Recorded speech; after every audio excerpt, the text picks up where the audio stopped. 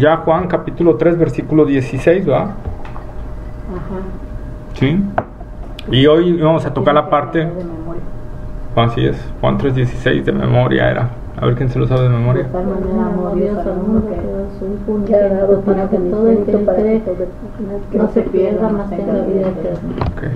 Okay. Sí, porque no se lo sabía ese día. Ahora me dice, Sí me lo sabía. dice porque- Juan 3:16 y todos buscando, ¿no? Le digo, es el que dice, Dios amó. Me lo sé porque la Y en entrada eso, de la pues, ya iglesia todo el mundo lo empezó de a la pastora decir. Bakú siempre lo tenían pegado en la puerta. no está pintado. Ajá, pintado en la pared a un ladito, entonces por eso De siempre tal manera amó Dios al mundo. es lo primero que veías en la pared, entonces se te graba. Sí. No, y además en los estos. Los folletitos, ¿verdad? Bueno, pues eso ya bien de memoria, porque empieza porque de tal manera. Entonces, nosotros hoy nos quedamos en que íbamos a ver una frase por ahí que hay, que dicen que Dios, que esa frase es errónea, la de Dios ama al pecador pero odia al pecado. Varios, sobre todo del área reformada, dicen que ese es un error, ¿verdad? Que es un error porque Dios dice a quien va a mandar al infierno es a la gente, no es al pecado. Y en cierta forma es cierto, Dios va a enviar a la gente, ¿verdad? Pero vamos a ver más a profundidad por qué esa frase sí es correcta. Dios ama al pecador pero odia al pecado, ¿verdad? Una, porque, bueno, Dios es santo, ¿verdad? Y el pecado afecta su santidad directamente. Por eso Dios no puede tolerar el pecado en su presencia. Dios es el ser puro por excelencia, ¿verdad? Es el único ser santo, ¿sí? Nosotros somos, la palabra de Dios nos dice que somos santos, pero ¿por qué? ¿Por qué? Por medio de Jesucristo. Si no, no fuéramos santos, ¿sí? Los ángeles no son santos por ellos mismos, son santos por la santidad del Señor. Entonces, el único que tiene santidad es el Señor. Santidad, pureza absoluta en su ser, ¿sí? Por eso no tolera el pecado. Dice que esta es una frase de Gandhi. Algunos objetan eso, que es una frase de Gandhi, que Dios ama al pecador pero odia al pecado. Y es cierto, Gandhi la decía, ¿sí? Pero la Biblia la respalda esa frase. Es decir, antes de que Gandhi la dijera, la Biblia ya la tenía, en cierta forma. Dios ama al pecador, indudablemente. Juan 3:16, ¿qué dice? Que de tal manera amó Dios al mundo. Es que la primera frase es decir, de tal manera amó Dios al mundo, o sea, como mencionando el inmenso amor que tenía por el mundo, ¿no? Así es, por la gente, ¿verdad? Por la gente. Lo mismo la clase pasada, mundo se refiere a la humanidad, ¿verdad? De tal manera amó Dios a la humanidad, de una manera tan grande como vimos, ¿verdad? Inexplicable, ¿sí? De esa manera, entonces, los amó. Ahí la palabra de Dios dice que Dios amó a la humanidad, y la humanidad ya estaba en pecado. Cuando Jesucristo vino a morir en la cruz del Calvario, la raza humana ha sido la misma, con una naturaleza pecaminosa, pecadora, llena de maldad. Entonces, ¿qué razón habría de que en el tiempo de Jesús, ¿verdad?, se manifestase el amor de Dios a través de Cristo? Entonces, esa es la manera, ¿verdad?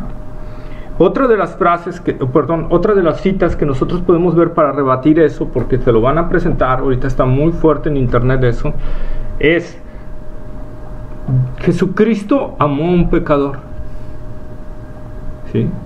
¿Se acuerdan del joven rico? Sí. ¿Sí? Vamos a Marcos capítulo 10, versículo 20 y 21. Bueno, hasta el 22. Marcos, capítulo 10, versículo 20 al 22.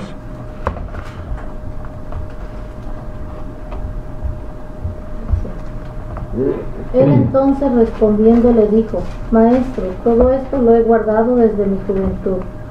Entonces Jesús mirándole le amó y le dijo: Una cosa te falta. Marcos 10, Anda, 20. vende todo lo que tienes y dalo a los pobres, y tendrás tesoro en el cielo. Y ven, sígueme, tomando tu cruz. Pero él, afligido por esta palabra, se fue triste porque tenía muchas posesiones. Sí. Que le pudo más lo terrenal. Lo terrenal. Marcos 10, 22. 20 al 22. Marcos 10, 20 al 22. Fíjense lo que dice. Entonces Jesús mirándole, ¿qué? Le amó. Le amó.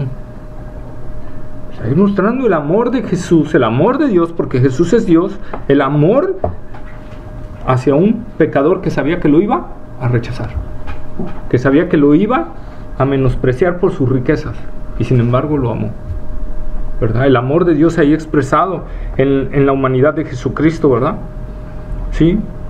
No puedes amar algo que odias, no puedes expresarle amor a tu enemigo, ¿verdad? Y sin embargo vemos que una de las cosas que Dios hace es expresar amor hacia sus enemigos. ¿Sí? Qué fácil hubiera sido a Dios inclusive haber echado a Satanás directamente al infierno, directamente al lago de fuego y azufre. Leemos en el libro de Job que Satanás, ¿verdad?, visitaba a Dios y Dios platicaba con él, siendo su enemigo.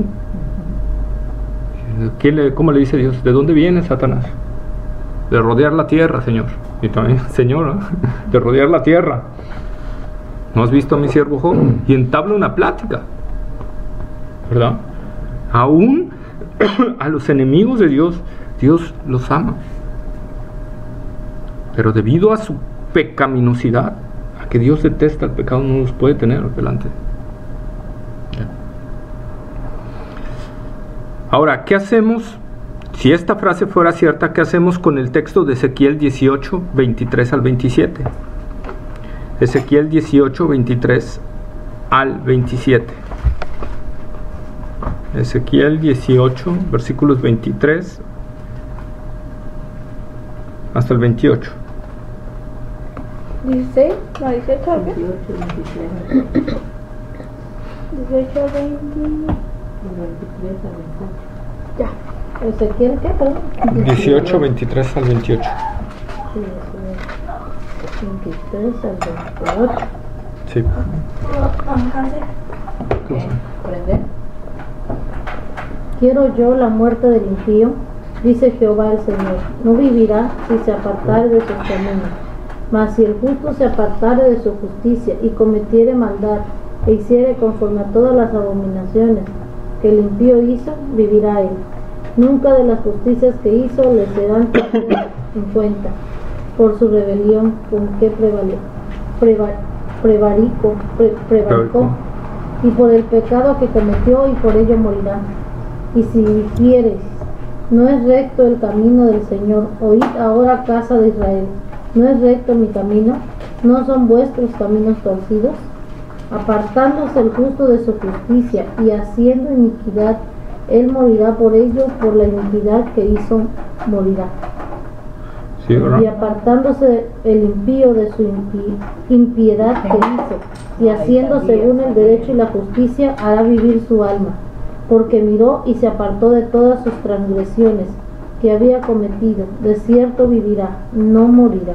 Ok. Ahora Ezequiel capítulo 33, Ezequiel capítulo 33, versículos 10 y 11. Este me lo dio. Ezequiel capítulo 33, versículos 10 y 11.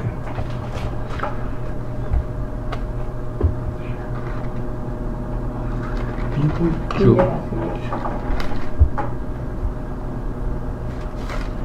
¿No lo pusiste?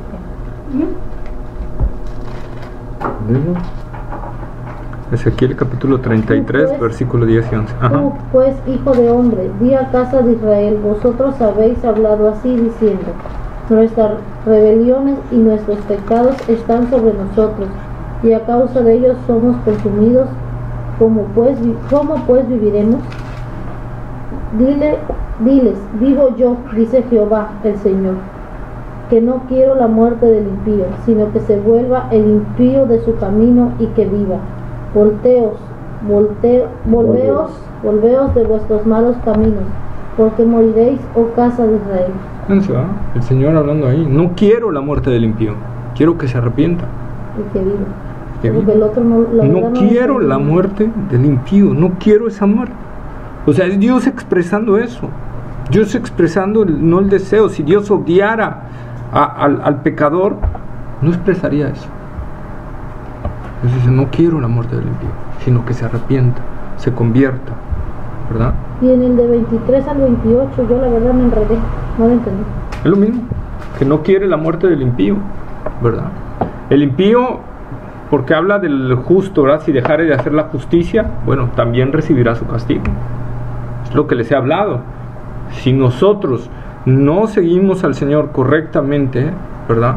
Con amor, con reverencia, con temor, con obediencia, vendrá una disciplina de Dios, indudablemente.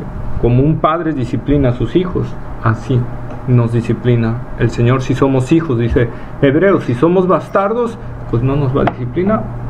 O sea, si yo creo que soy hijo, pero Él no me ha reconocido como hijo, pues entonces soy un bastardo, dice la Biblia. Y entonces no me va a disciplinar, me va a dejar hacer lo que yo quiera.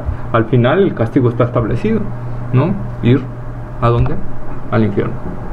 Entonces esa es la parte que dice Ezequiel, ¿sí? Pero Dios dice y refleja su misericordia. No quiero la muerte del impío, sino que se convierta, ¿verdad? Entonces ahí vemos y mostramos el amor de Dios, y esto concuerda con lo que leímos en Juan 3:16. De tal manera amó Dios a la humanidad pecadora, a la humanidad que no merecía nada de Dios, a la humanidad rebelde contra Dios, enemistada con Dios. ¿Sí? El teólogo Jonathan Edwards, en su famoso sermón, uno de los sermones más famosos que hay, es Pecadores en manos de un Dios airado. ¿Sí? Él ahí habla de los dos términos. Uno sí, la ira de Dios, pero el otro, la misericordia de Dios. Dice, la ira de Dios no se ha descargado sobre el pecador porque su misericordia lo está deteniendo. Pero llegará un momento donde Dios aparte su misericordia y entonces la ira caerá sobre él, ¿verdad? Completamente y enteramente. Pero ¿qué es la misericordia? La misericordia no es otra cosa que una de las facciones del amor de Dios, una de las manifestaciones del amor de Dios. Eso es misericordia. Misericordia es el amor de Dios hacia criaturas indignas, dándonos favores que no merecemos, ¿verdad? Decía alguien por ahí que misericordia es que Dios no nos da lo que merecemos, y gracia es que Dios nos da lo que no merecemos, ¿verdad? Entonces esa es la parte, tanto gracia como misericordia entran dentro de lo que es el amor de Dios, ¿sí? Lo vimos cuando estamos viendo los atributos de Dios, ¿verdad? Entonces aquí el teólogo es lo que dice, la ira de Dios, sí, Dios se está molestando por o se está irando por las acciones de la gente, pero a la vez Él con su amor, su misericordia está deteniendo su ira hasta que Él diga basta, ya no la detengo sobre esa persona y que le caiga, ¿verdad? La ira de Dios. Eso es lo que Él dice. Decía Jonathan Edwards en su sermón, es como una presa. La misericordia de Dios es como una presa. El agua la está conteniendo, pero va subiendo, va subiendo, va subiendo, va subiendo.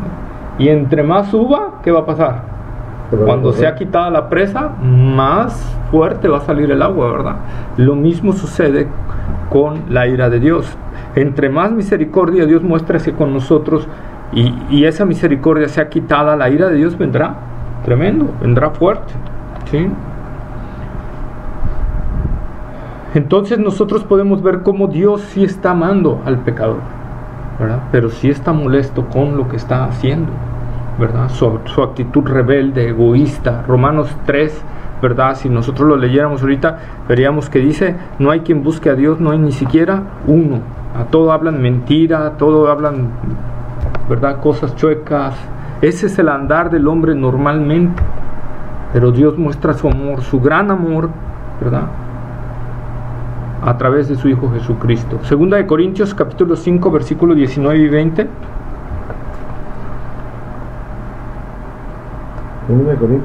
Segunda de Corintios, capítulo 5, versículos 19 y 20.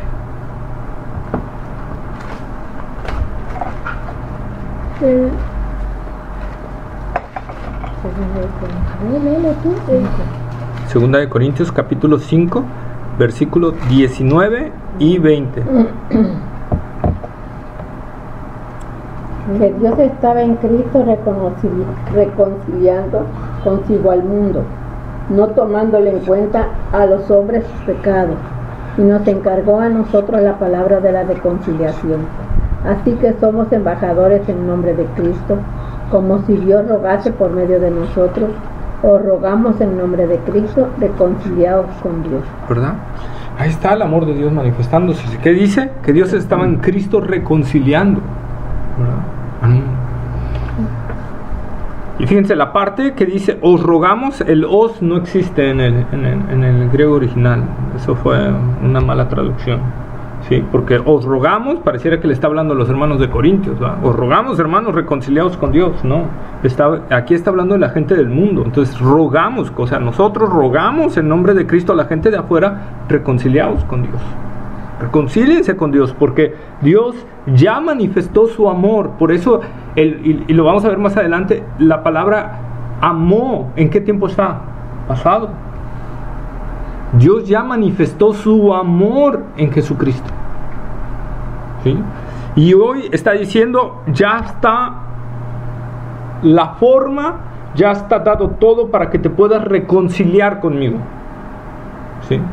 Para que yo te pueda aceptar, ya está todo, reconcíliate.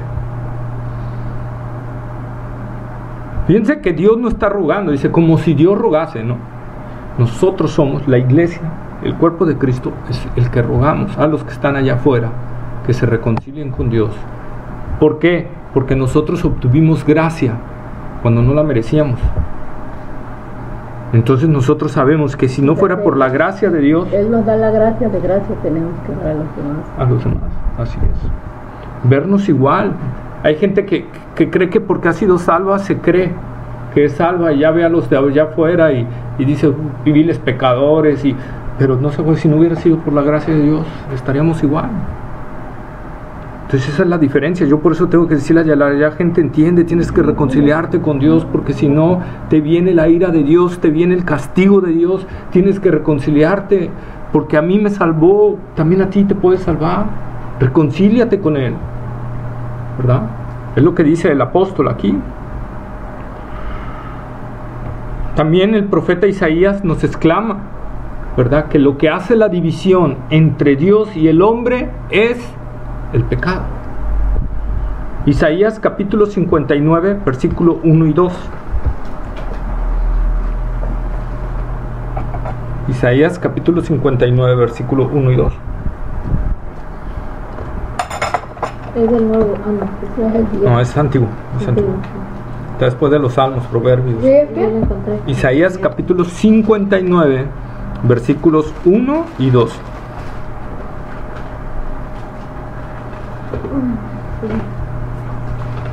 Dice aquí que no se ha cortado la mano de Jehová para salvar, ni se ha agravado su oído para oír. Pero vuestras iniquidades han hecho división entre vosotros y vuestro Dios, y vuestros pecados han hecho ocultar de vosotros su rostro para no oír. Ahí está. ¿Sí? Es lo que hace, es lo que pasa. La división real que hay entre Dios y el hombre es el pecado. Es el pecado. Por eso un creyente debe de inmediatamente venir al arrepentimiento, ¿verdad? Y no permitir que el pecado dure mucho tiempo en su vida sin ser confesado delante del Señor. Dice, y vuestros pecados han hecho ocultar de vosotros su rostro para no oír. La única forma en que Dios nos pueda oír es a través de un arrepentimiento genuino a nuestras vidas. Que nos hayamos arrepentido realmente de nuestro pecado, de nuestra maldad, ¿verdad? Entonces nosotros, repito, vemos que lo que Dios está diciendo, lo que hace división entre mí y ustedes es el pecado. Y lo podemos ver, aunque no lo traje aquí en el estudio, pero lo podemos ver en la caída del hombre, en Adán y Eva. Cuando Adán y Eva pecaron, ¿qué pasó? Dios inmediatamente estuvo sobre ellos con una ira y los desterró. ¿O cómo fue Dios con ellos? El destierro fue a causa del pecado. Pero ¿cómo fue Dios con ellos? Adán, Dios ya sabía que habían pecado. Pues Dios es omnisciente. Fue paciente. ¿Dónde andas, Adán? ¿Verdad? No, tu enemigo, no te me aparezcas porque te voy a hacer pedazos. No, Dios no andaba así. Dios buscando a Adán, sabía que había pecado, sabía que había hecho mal delante de él y se había rebelado, pero Dios amó a Adán y a Eva. Señor, es que estamos desnudos, ¿Eh? La mujer que me diste. Sí. Pero veamos eso, ¿no? Sigue echándole la culpa. Dios rápido. Y sí hubo un castigo por su pecado, porque Dios, al final de cuentas, Dios va a aplicar el castigo, sí. Hubo un castigo para Adán y Eva. Fueron desterrados del huerto del Edén, ¿verdad? Pero no vemos a un Dios que te voy a destruir, te odio, no, porque dentro de la santidad de Dios también está el atributo del amor de Dios. Dice la palabra de Dios que Dios es amor, ¿verdad? ¿Y por qué Dios condena si Dios es amor? Porque el amor, el perfecto amor no se goza en la maldad. El perfecto amor aborrece la maldad. No se goza en la mentira, se goza en la verdad. El perfecto amor. Por eso es que Dios tiene, aparte de su santidad, en su amor, porque todos tus atributos trabajan a la par, ¿sí? No un atributo es más que otro atributo de Dios, no, todos sus atributos son lo mismo de Dios, ¿sí? Y trabajan en la misma. Tanto el amor de Dios trabaja con la santidad como la santidad trabaja con el amor de Dios. El amor de Dios es santo, ¿verdad? Entonces nosotros tenemos que ver todo eso trabaja en armonía. Aún la ira de Dios trabaja con el amor de Dios, ¿sí? Y su santidad, todo está correctamente coordinado en sus atributos de Él como persona, ¿sí? ¿Son 7 los atributos de Dios? Son como 9, hermano. Bueno, son? Los que conocemos. ¿Cuáles son? Omnipresente, eterno, infinito, amor, justicia, ira, Amor, paciencia, benignidad. Esos son los frutos del Espíritu Santo. Ya cálmate, ya me pegaste el sueño. Cálmate. Yo no tengo. Ok, entonces vemos lo del amor de Dios, entonces vemos que eso es su separación. Ahora, ahí nos aplican un texto que es clave, fíjense. Salmo capítulo 7, versículo 11. Salmo capítulo 7, versículo 11.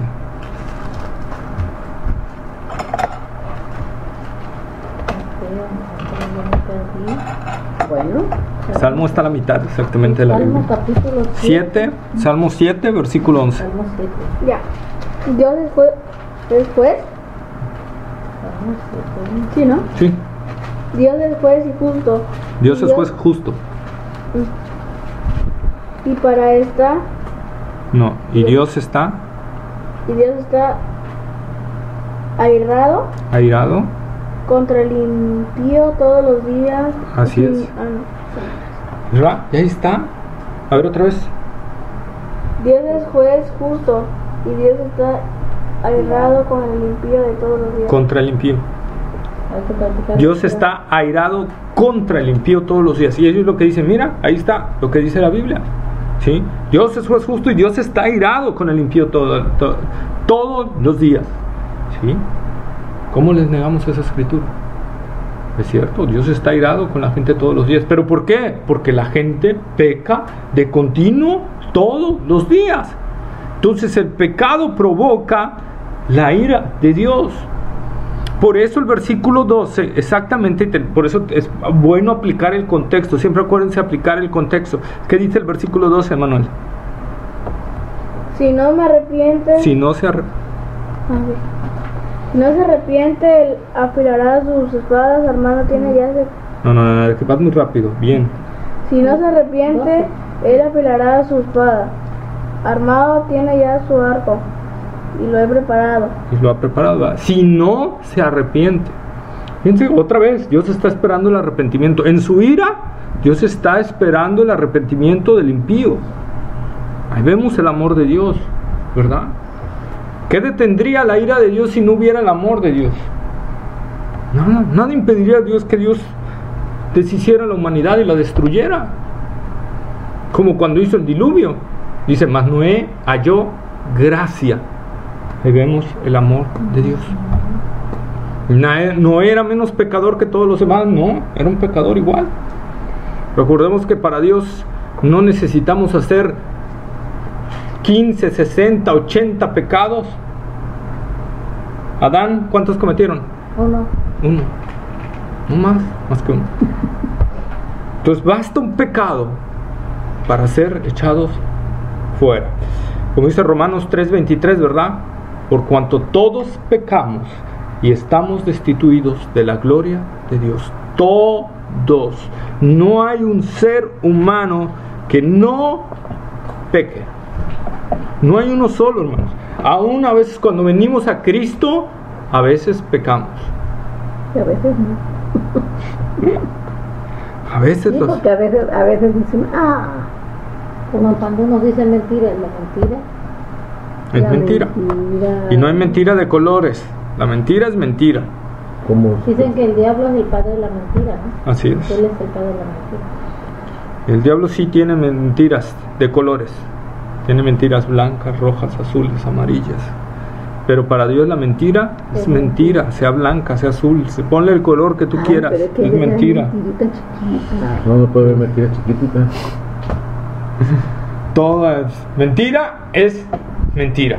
Es como si el azul es azul, el rojo es rojo. El ojo rojo. Entonces, Quítale lo rojo al diablo. O le ponemos de amarillo. Por favor. entonces, Es parteruda. Le quito lo rojo al diablo. ¿sí? Entonces vemos esa postura, ¿no? Ya vimos que entonces Dios sí ama al pecador. Y lo está diciendo Juan 3:16. Dios ama a la humanidad caída. Dios la amó. Por eso vino a este mundo. Por eso, fíjense, el Señor ahorita me lo está poniendo. Por eso, cuando Jesús andaba con los discípulos, ¿se acuerdan? Y lo rechazaron en una ciudad. ¿Y qué dijeron los discípulos? Señor, ¿quieres que mandemos que baje fuego del cielo y los consuma? No. Él dijo, ¿que acaso no saben de qué espíritu son? ¿Verdad? No han entendido de qué espíritu son. Entonces, aún a esos que lo rechazaban, Dios les seguía teniendo misericordia. Cuando Jesús estaba ante Poncio Pilato, ¿qué le dijo? ¿No crees que ahorita podría orar a mi Padre y mandaría una legión de ángeles? Y vemos que Dios ama al pecado. Dios sí ama a las personas, detesta el pecado que hay en ellos, detesta esa naturaleza pecaminosa que los lleva y los está destruyendo, y por ese amor que tiene hacia la humanidad, y dio el plan de salvación desde antes de la fundación del mundo. Así es. Dice el comentarista William Hendrickson, el tiempo que se usa en el original, o sea en el griego, el auristo, muestra el amor de Dios en acción, el cual se remonta hasta la eternidad y fructifica en Belén y en el Calvario. Se considera como un hecho grande, central y único. Aquel amor era rico y verdadero, lleno de comprensión, ternura y majestad. ¿Verdad? Les traigo estas frases porque me gustaron. El comentario bíblico Mundo Hispano dice: amó es un verbo en el tiempo auristo o pretérito indefinido, refiriéndose a una acción pasada en un momento dado. Se pregunta, ¿cuándo amó Dios y dio a su Hijo? Podría ser en el momento de la encarnación, pero muchos opinan que Juan se refiere a la muerte de Jesús en la cruz. Sin embargo, podría tener las dos aplicaciones, ¿verdad? Dios mostró su amor. Y yo le pongo ahí un comentario extra. Yo opino, personalmente, que el amor de Dios, que la palabra amó ahí en Juan 3:16, viene desde antes de la fundación del mundo, porque desde antes de la fundación del mundo Dios hizo el plan de salvación, y si Dios no hubiera amado a la humanidad desde antes de la fundación del mundo, ¿por qué idear el plan de salvación? ¿Verdad? ¿Por qué idear desde ese momento que la segunda persona de la Trinidad, ¿verdad?, fuera crucificada en la cruz del Calvario? Entonces, desde ahí, para mí personalmente, Dios muestra lo que nos ama, y muestra su amor porque nos creó, a pesar de que sabíamos que nos íbamos a rebelar, que Adán y Eva le iban a fallar, que toda la humanidad se iba a volver contra él, ¿verdad? A pesar de eso, nos creó. No hubiera hecho nada, ¿no? Así. ¿sí? ¿Para qué se va a complicar la vida? Dios no nos necesitaba, Dios no nos creó porque nos necesitara o porque, o porque estuviera incompleto. Él estaba completo. El amor pleno está en Él. Él es ese amor. Por eso dice, Dios es amor.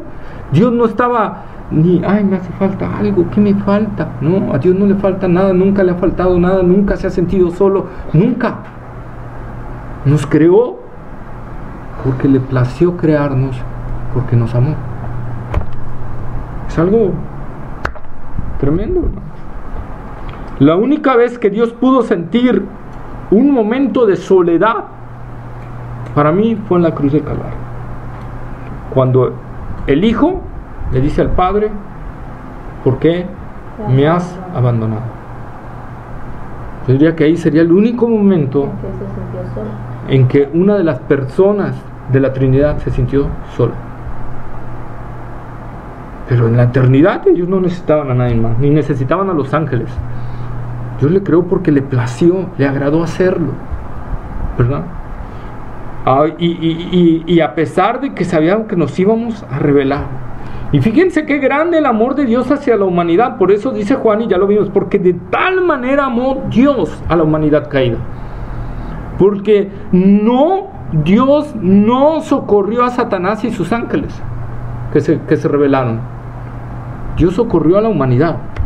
A Satanás y a sus ángeles no los socorrió.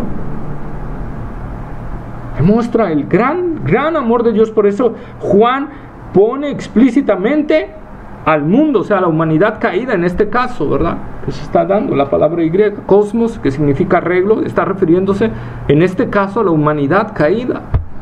Dios amó a la humanidad, no amó a los ángeles que se rebelaron, amó a la humanidad de manera tan grande, aunque no dice que no haya amado a ellos, ¿verdad?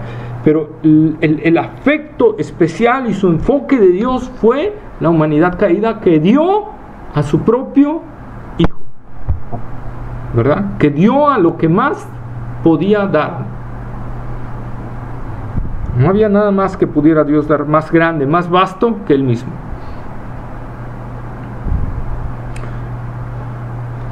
Por eso, hermanos, a veces, no sé si a veces les ha pasado, pero a veces vienen preguntas o vienen cuestiones ante situaciones difíciles, ante situaciones fuertes, y decimos, ¿Dios me amas? Si quieres saber que Dios te ama, voltea a la cruz. Voltea y recuerda lo que le costó a Dios tu salvación. Recuerda, ve ahí a Cristo cuando lo estaban golpeando, latigueando, desgarrando su carne, deformándolo totalmente, porque dice Isaías que su parecer ya no era el de un humano, lo deformaron totalmente, ¿verdad?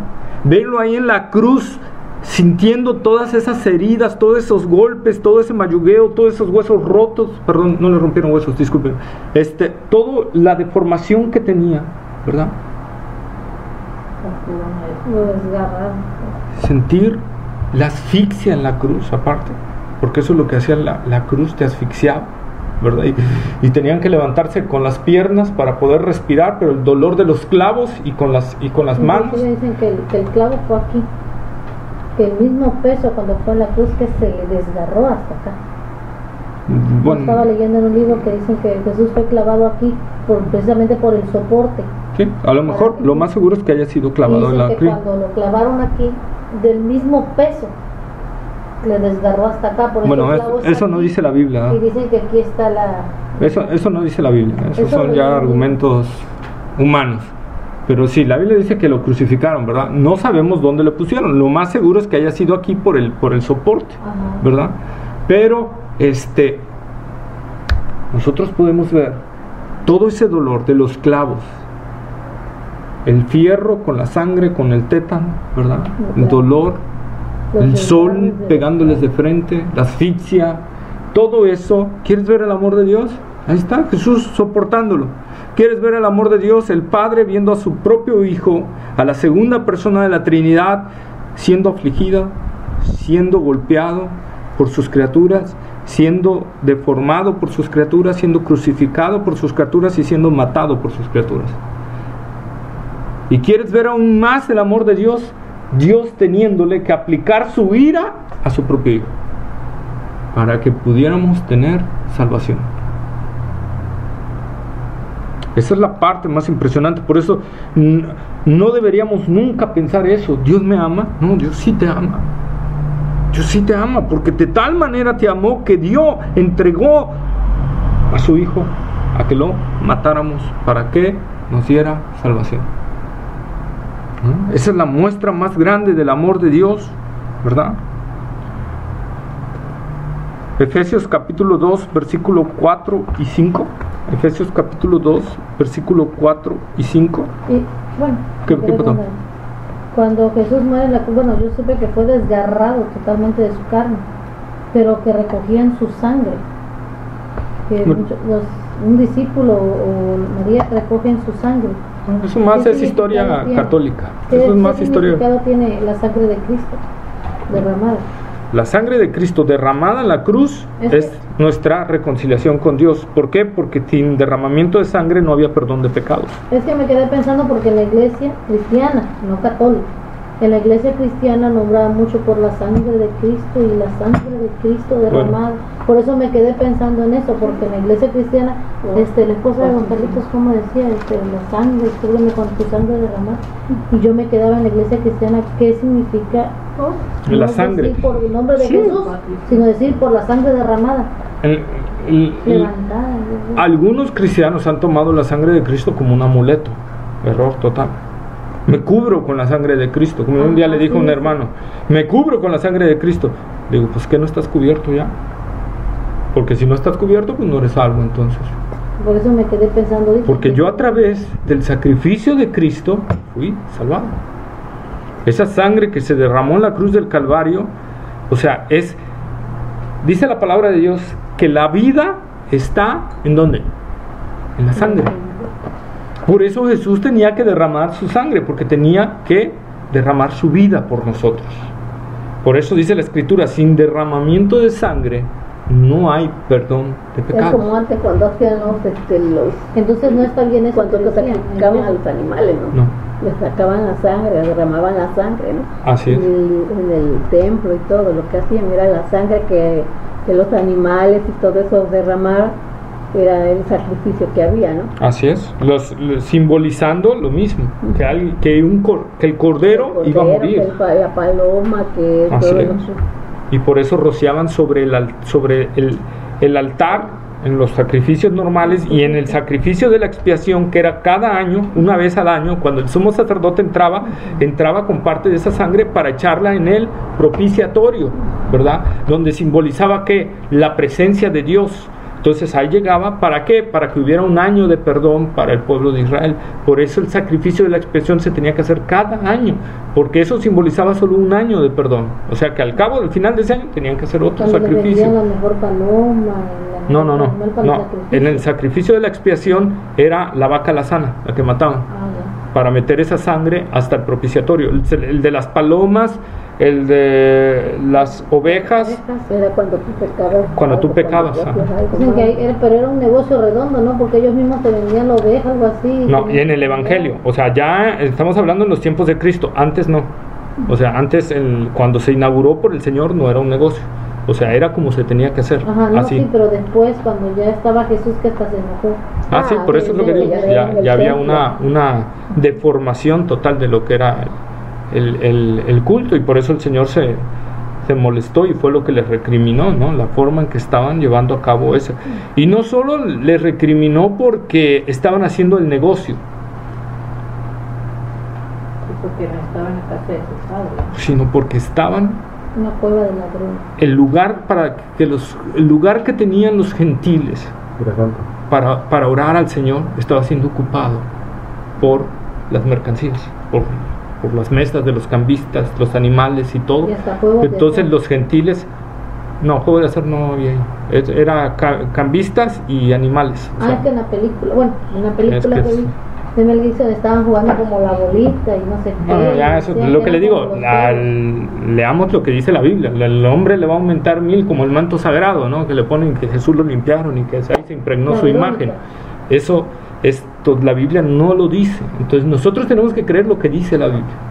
lo que dice la Escritura. La Escritura dice que volteó la mesa de los cambistas y, ¿verdad?, y los animales que tenían para hacer el cambio, ¿verdad?, el negocio. Pero la ira de Dios fue más. ¿Por qué? Porque estaban bloqueando el único lugar que tenían los gentiles para orar. Recordemos que ellos no podían entrar hasta donde podían entrar los judíos. Los judíos podían entrar hasta el atrio interior. Al lugar santo solo podían entrar los sacerdotes, y al lugar santísimo solo el sumo sacerdote, y una vez al año. Pero los gentiles no podían entrar hasta el atrio, tenían que quedarse más para acá. Y ese lugar era, el Señor lo puso, ¿verdad? Dios, cuando puso lo del templo, lo dio especialmente para que los gentiles llegaran a adorar ahí, ¿sí? Pero ¿qué había pasado en el tiempo de Jesús? Ese lugar, como era exactamente con quienes más iban a hacer negocios los del templo, ¿verdad? Porque con los judíos no iban a hacer negocios. No, pues eran los mercaderes. ¿Sí? Y además ahí mismo los judíos traían sus animales, ya se sabían lo de la ley, ya se sabían muchas cosas, ¿verdad? El negocio estaba ¿con quién? Con los gentiles que venían a adorar, con la gente que venía de fuera, de otros países, que venían a adorar, que habían creído en Jehová, ¿verdad?, que habían creído en ese Dios verdadero y venían a ofrecerle sacrificios. Entonces recordemos cuando lo vimos, cómo llegaban con sus animales y había alguien que supervisaba el animal para ver si era apto para el sacrificio, y le decían, no es apto, no sirve. Yo te vendo el mío. Sí. Y ahí es cuando dicen que ya Así es, que ya era el negocio grande. Entonces estaban afectando toda la adoración de los gentiles hacia Dios. Entonces estaban impidiendo que los gentiles llegaran a adorar a Dios realmente, y ese fue el enojo de Dios en su totalidad. La otra es sí, porque habían vuelto su casa una casa de comercio, ¿verdad? Pero la ira de Dios se rió más por ese detalle, ¿sí?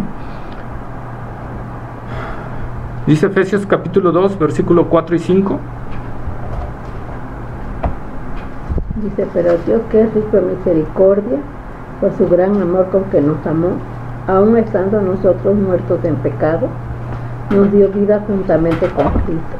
Por gracia sois salvos. Pero Dios, que rico en por su gran amor con que nos amó, aun estando nosotros muertos en pecados, nos dio vida juntamente con Cristo.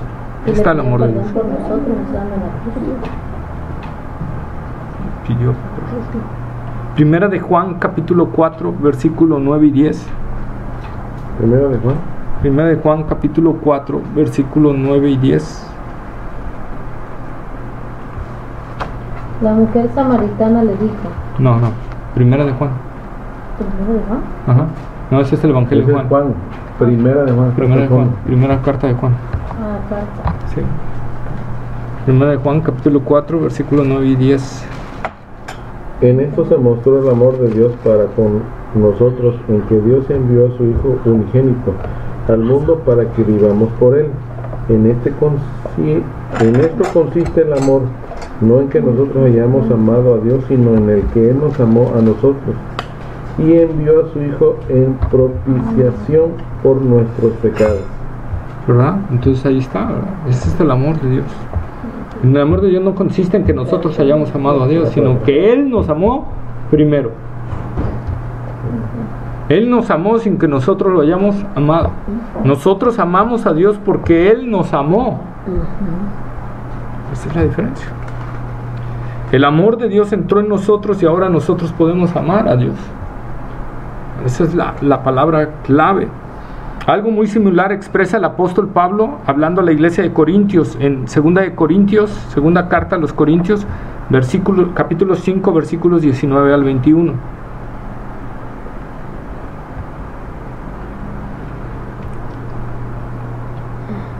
Segundo de Corintios, ¿qué, perdón? Sí, capítulo 5, versículos 19 al 21. ¿Ya? Léelo, digo. Dice que Dios estaba con Cristo reconciliando consigo al mundo, no tomándole en cuenta a los hombres sus pecados, y nos encargó a nosotros la palabra de la reconciliación.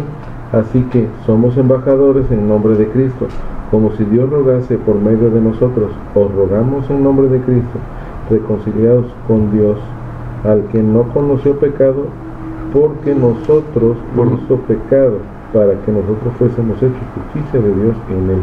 Al que no conoció pecado, por nosotros lo hizo pecado, para que nosotros fuésemos hechos justicia de Dios en él.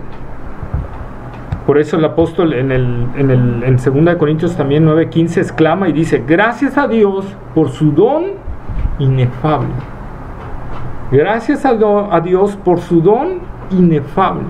Un don que no se alcanza, que no podemos expresar, ¿verdad? Palabras de gratitud suficientemente fuertes para agradecer lo que Dios hizo por nosotros. Por eso dice Pablo: gracias a Dios por su don inefable.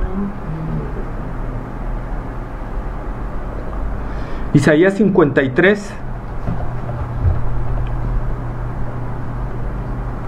Isaías 53, Isaías capítulo 53, versículos 4 al 6.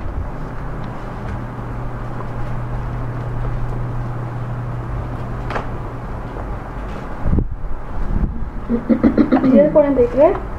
Isaías 53. Ciertamente llevó él nuestras enfermedades y sufrió nuestros dolores, y nosotros le tuvimos por azotado, por herido de Dios y abatido. Mas el herido fue por nuestras rebeliones, molido por nuestros pecados. El castigo de nuestra paz fue sobre él, y por su llaga fuimos nosotros curados. Todos nosotros nos descarriamos como ovejas, cada cual se apartó por sus caminos, mas Jehová cargó en él el pecado de todos nosotros. Ahí está, ¿verdad? El buen pastor. Pues él. Fíjense, esta es la visión que tuvo Isaías casi 400 años antes de que viniera Cristo, ¿verdad? Ciertamente, dice, él llevó nuestras enfermedades y sufrió nuestros dolores, y nosotros le tuvimos por azotado, por herido de Dios y abatido. Mas el herido fue por nuestras rebeliones, molido por nuestros pecados, ¿verdad? Algo interesante que hace poco descubrí, no lo había leído con todo el contexto, es que estas palabras las va a expresar el pueblo de Israel en su arrepentimiento. Si nosotros leemos desde el versículo 1 en adelante, está hablando del pueblo de Israel. De Isaías. De Isaías. Isaías 53, del 1 en adelante. Estas palabras que leímos ahorita las va a expresar. Por eso dice: nosotros le tuvimos por azotado, por herido de Dios y abatido. Nosotros, los israelitas. Por eso se burlaron de él ahí en la cruz. Ay, a ver, si eres hijo de Dios, baja, ¿no? Eso va a ser, ¿verdad? Dice: mas el herido fue por nuestras rebeliones. Es una palabra que el pueblo judío va a expresar en el día de su arrepentimiento. Vas a caer, Emanuel. ¿Qué estás haciendo? Emanuel, ¿qué no hay vasos ahí? Ahí hay vasos, Emanuel. Por esto, hermanos, por esto también la advertencia del Espíritu Santo, la advertencia de solemne del Espíritu Santo, ¿verdad? En Hebreos nos debe de hacer reflexionar. Hebreos capítulo 2, versículos 1 al 4. Hebreos capítulo 2, versículos 1 al 4.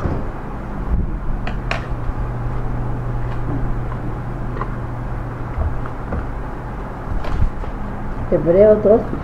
Del 1 al 4. Por tanto, es necesario que con más diligencia atendamos a las cosas que hemos oído, no sea que nos deslicemos. Porque si la palabra dicha por medio de los ángeles fue firme, y toda transgresión y desobediencia recibió justa retribución, ¿cómo escaparemos nosotros si descuidamos una salvación tan grande, la cual, habiendo sido anunciada primeramente por el Señor, nos fue confirmada por los que oyeron, testificando Dios juntamente con ellos, con señales y prodigios y diversos milagros y repartimientos del Espíritu Santo según su voluntad? Ahí está, ¿verdad? Si la ley, en pocas palabras lo que está diciendo Juan, si la ley, ¿verdad?, dada por Dios, toda transgresión recibía justa retribución, ¿verdad? Y la ley fue dada ¿qué? Por medio de Dios, por medio de los ángeles a Moisés, ¿verdad? y fue con cierta gloria. Ahora dice aquí el escritor de Hebreos. Ahora imagínense esta salvación que dio el Señor dando a su propio Hijo en la cruz del Calvario. Por eso dice el escritor, ¿cómo escaparemos nosotros si descuidamos una salvación tan grande? ¿Sí? Una salvación tan grande.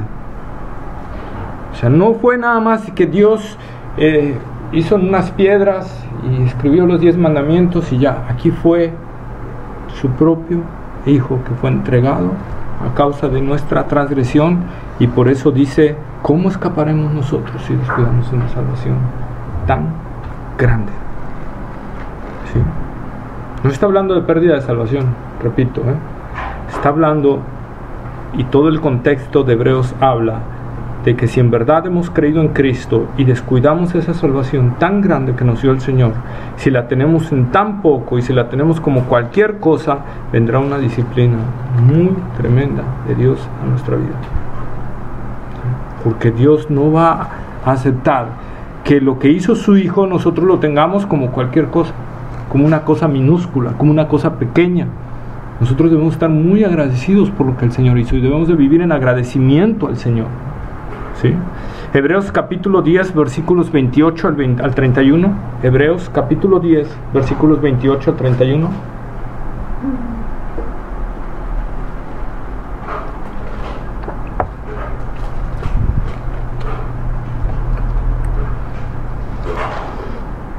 El que viola la ley de Moisés por el testimonio de 2 o de 3 testigos muere irremisiblemente.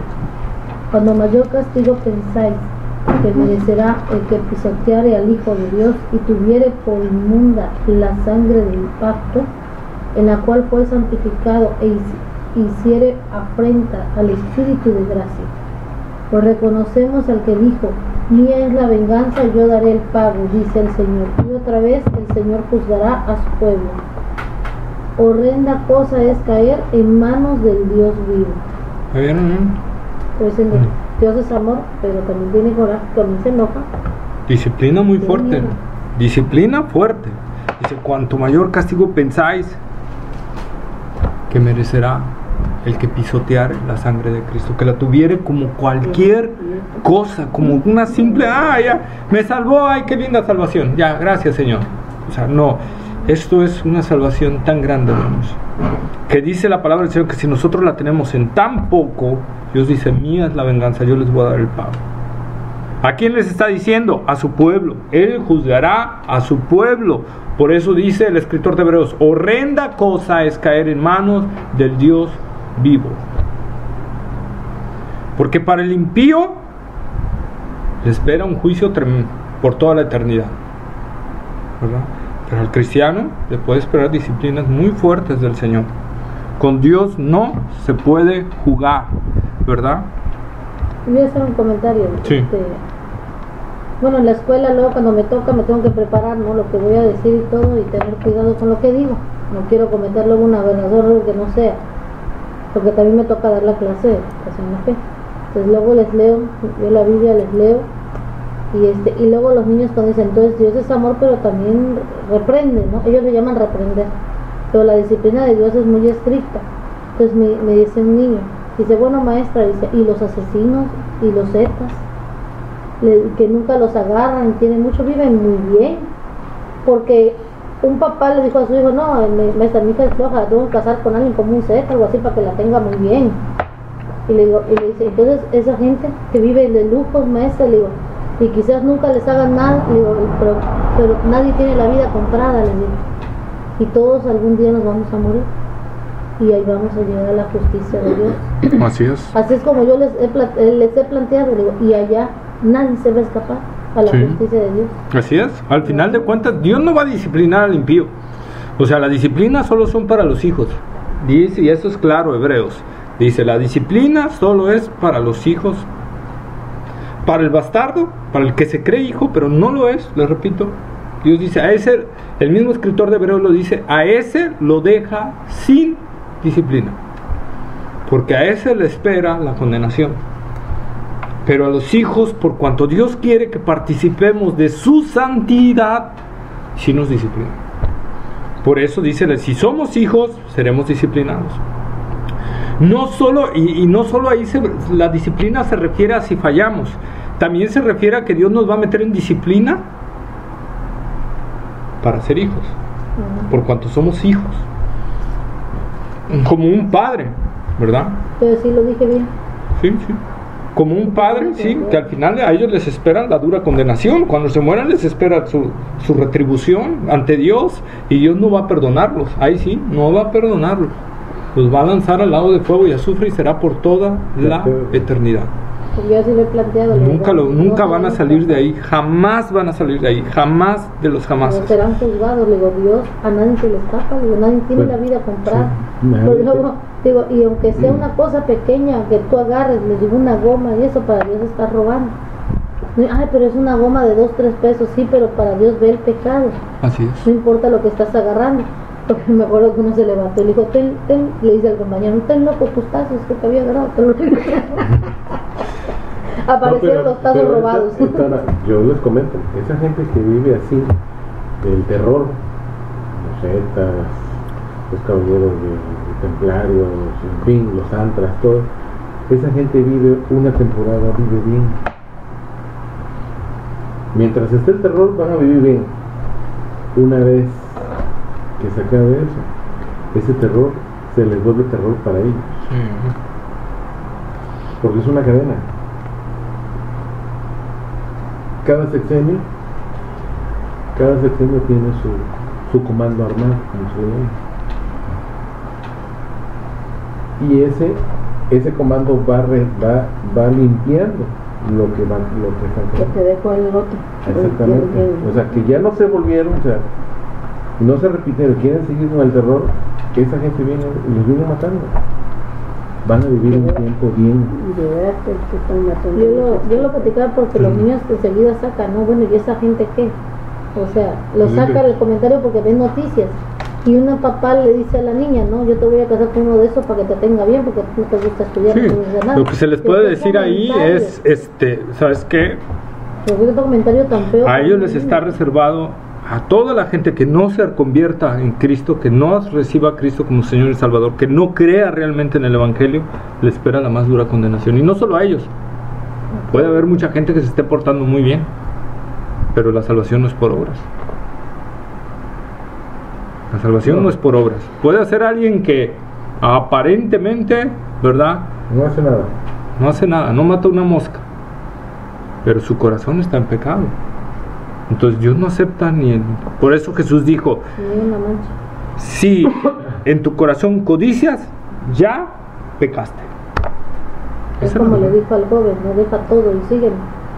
Y él dijo, no, yo tengo cosas, terrenos. Ya tenía ahí su ídolo, ¿verdad? Pero por ejemplo, con el solo hecho de yo decir, ay, esta jarra me gustó, ya la codicié en mi corazón, ya estoy pecado. No desearás las cosas de tu prójimo. Entonces, esa es la parte que nosotros tenemos que ver. Como hijos, Dios nos disciplina, pero Dios muestra su amor, ¿verdad? Aún en la disciplina. Aún David, cuando decide censar al pueblo por orgullo, porque dice la Biblia que Satanás llenó a David de eso para que censara al pueblo. Y David, otra de las burradas que hizo David, para que vean que no era muy perfecto, ¿verdad? Pero era alguien que en verdad amaba a Dios.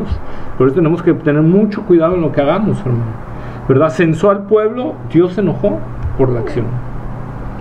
Y entonces le dijo a David, escoge, o mando una mortandad, una peste sobre el pueblo, o te entrego a tus enemigos durante un tiempo, o caes en mis manos, David. ¿Qué me dijiste? ¿Verdad? Caer en las manos. ¿Y saben qué eligió David? Caer en las manos de Dios. Porque él era el que estaba pecando, no el pueblo. No, y no solo por eso, sino porque David dijo, si yo caigo en manos de mis enemigos, no tendrán misericordia de mí. Pero yo sé que tú, Dios, tienes misericordia y que al final vas a retraer tu castigo. O sea, sí me vas a castigar, pero va a llegar un momento en que ese castigo va a ser levantado, ¿verdad? Y por eso David dice que, por eso dijo, prefiero caer en tus manos, Señor, porque aunque sé que seré quebrantado, sabré que al final tendrás misericordia. Mis enemigos no van a tener misericordia de mí, tú sí. Entonces ahí nosotros podemos ver esa parte de David, ¿verdad? Entonces nosotros podemos ver, y entrándonos al tema otra vez, que Dios sí ama al pecador. Dios desea el arrepentimiento del pecador. Dios desea que el hombre inicuo se arrepienta, ¿verdad? El hombre impío, el que no ha conocido a Cristo, se arrepienta y crea en el Señor Jesucristo. Por eso Jesucristo nos dice a nosotros: vayan y prediquen el Evangelio. Vayan y hagan discípulos a todas las naciones. Por eso nos lo está diciendo, porque Dios quiere que salgamos y hablemos de ese evangelio que puede reconciliar a las personas con Dios. ¿Sí? Por eso tenemos que predicar el evangelio, no debemos de callar, ¿verdad? Amén. Ahora sí, bueno, hasta ahí lo vamos a dejar, ya son 10:40. Sobre el tema, y por eso lo había dejado un ratito porque quería llegar hasta aquí, sobre lo que estamos hablando de la sangre de Cristo. Decíamos, los cristianos tenemos la fe, y lo vamos a ver más adelante. La salvación la fe está en la persona de Cristo, no en su sangre, en la persona de Cristo. Si nosotros vemos todos los mensajes de los apóstoles, ¿verdad?, acerca del arrepentimiento, cuando Pedro predica después de Pentecostés, ¿verdad?, cuando dicen estos están ebrios, y Pedro se levanta y dice no, estos no están ebrios, ¿verdad?, y todo, y habla al pueblo acerca de ustedes fueron los que crucificaron al Mesías, ¿verdad?, y los acusa, y ellos se arrepienten, y les dice, ¿qué necesitamos hacer? Dice, se compugieron por la palabra, les pegó la palabra, y le dijeron a Pedro, ¿qué necesitamos hacer? Y Pedro les dijo, pues tienen que creer en la sangre de Cristo. No, Pedro no les dijo eso. Pedro le dijo, tienen que creer, arrepentirse y bautizarse en el nombre de Jesús. ¿Sí? O sea, realmente meterse en la persona de Jesucristo, creer lo que es Jesús realmente. Pablo, ¿verdad?, cuando el carcelero de Filipos le dice, ¿qué necesito para ser salvo? Cree en la sangre de Cristo, le dice Pablo. No, porque la sangre de Cristo no es el objeto de nuestra fe. El objeto de nuestra fe es Cristo. Eso es lo que tenemos que tener bien en claro. La sangre tenía que ser derramada porque su vida tenía que ser derramada. Su vida. Entonces mi fe está en la vida de Cristo. Mi fe está en Cristo, no en la sangre de Él. ¿Sí?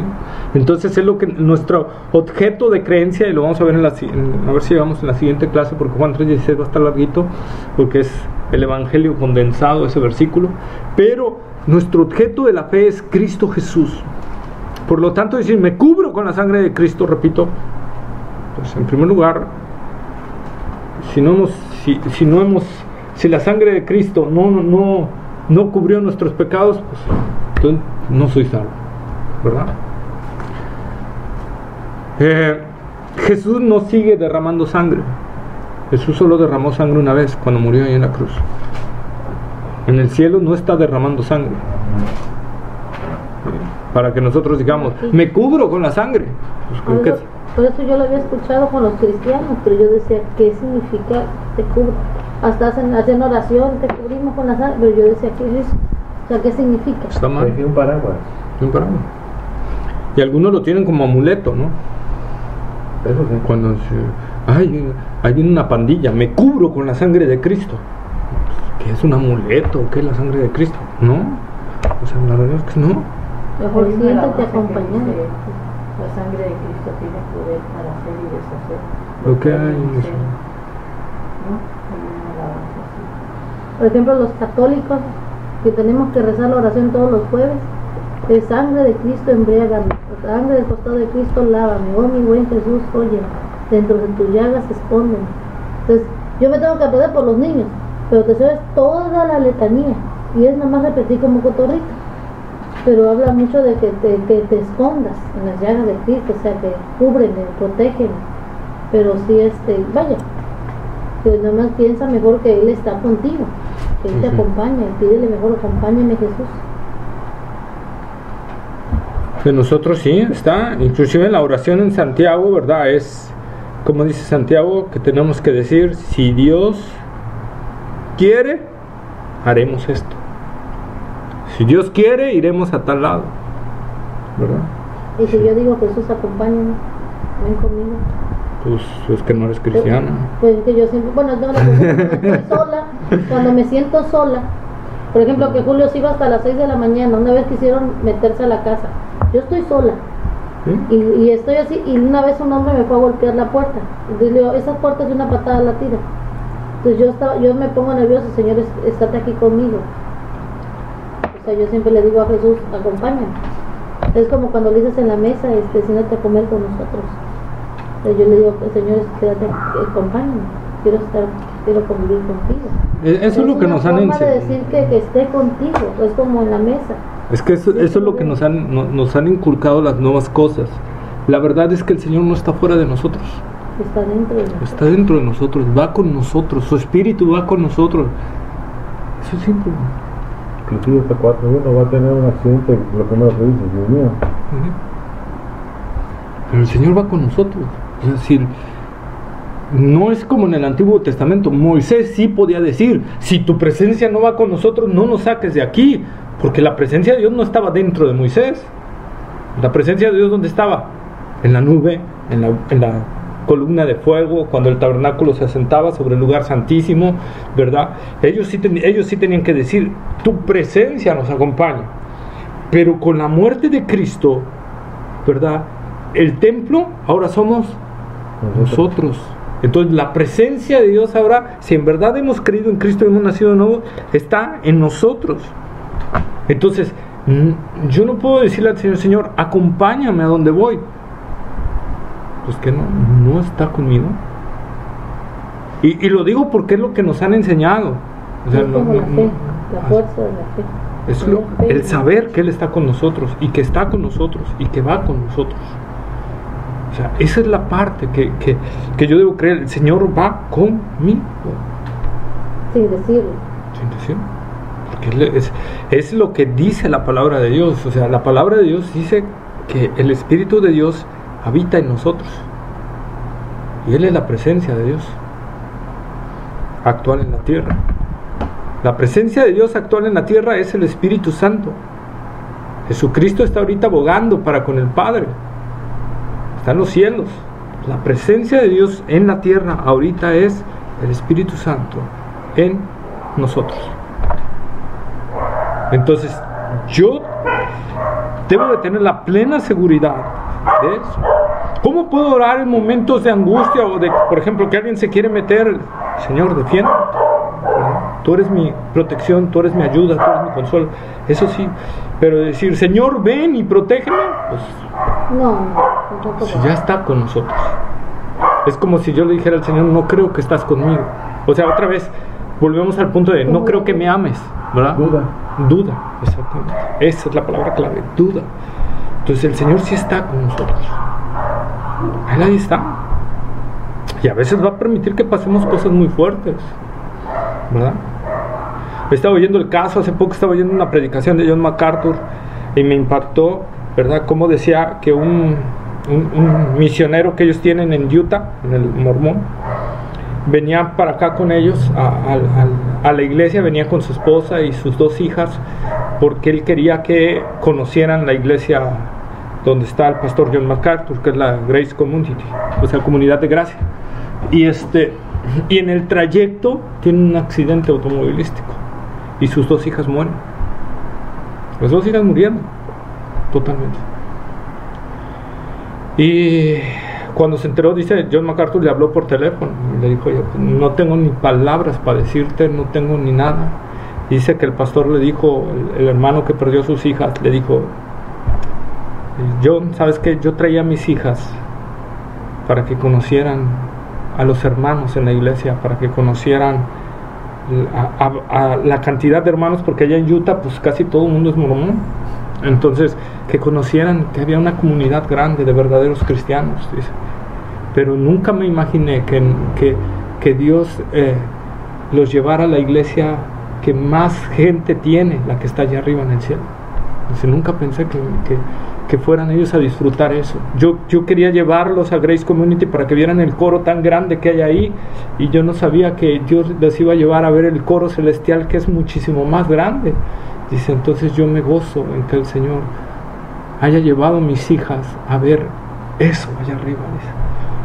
¡Qué temple! Y yo me acuerdo, dice, yo hasta me quedé así. Se quedó y dije, impactado, sí. ¿no? Y dice, con la hermanos, respuesta que le estaba dando, ¿no? y se lo dije, hermano, realmente admiro su fe. Dice, admiro su fe.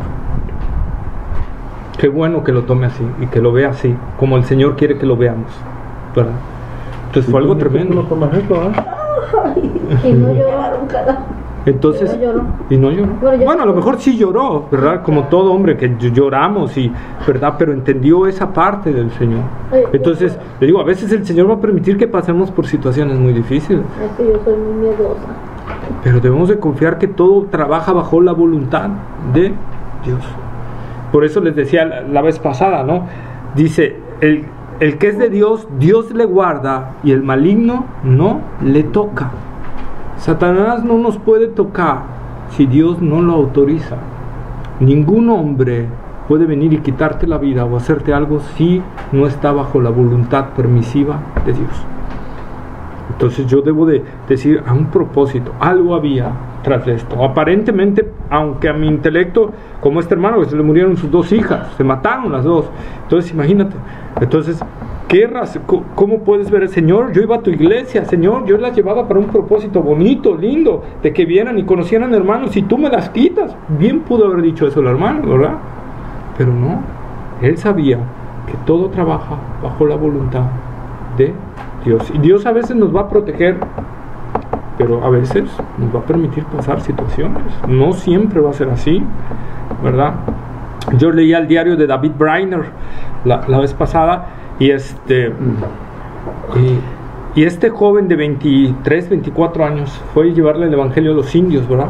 A los indios de Norteamérica, que no estaban civilizados ni nada, ¿verdad? Pero sintió del Señor, y él viajaba 3 días a caballo para llegar a donde estaban ellos.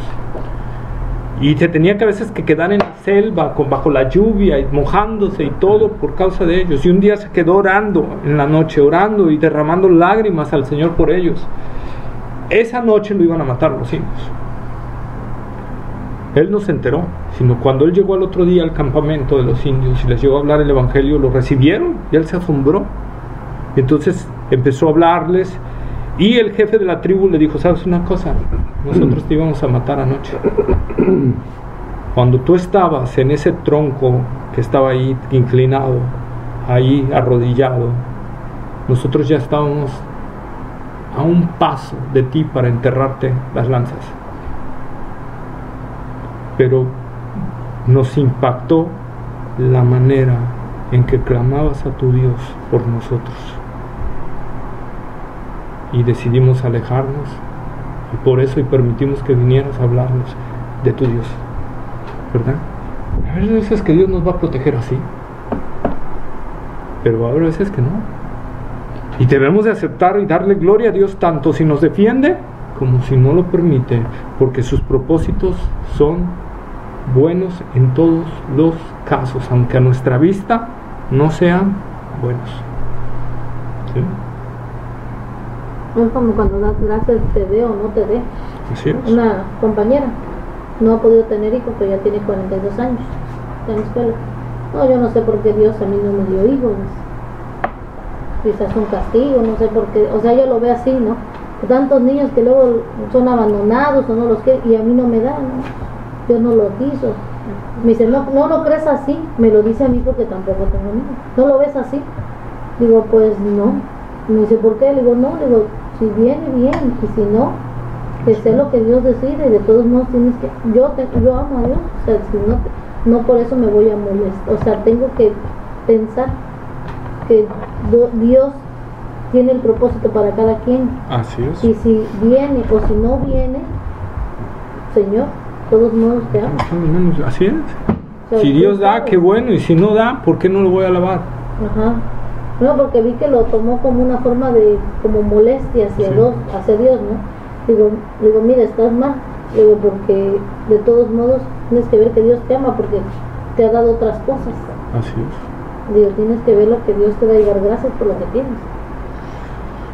Miren la muerte de Esteban. La muerte de Esteban, ¿no?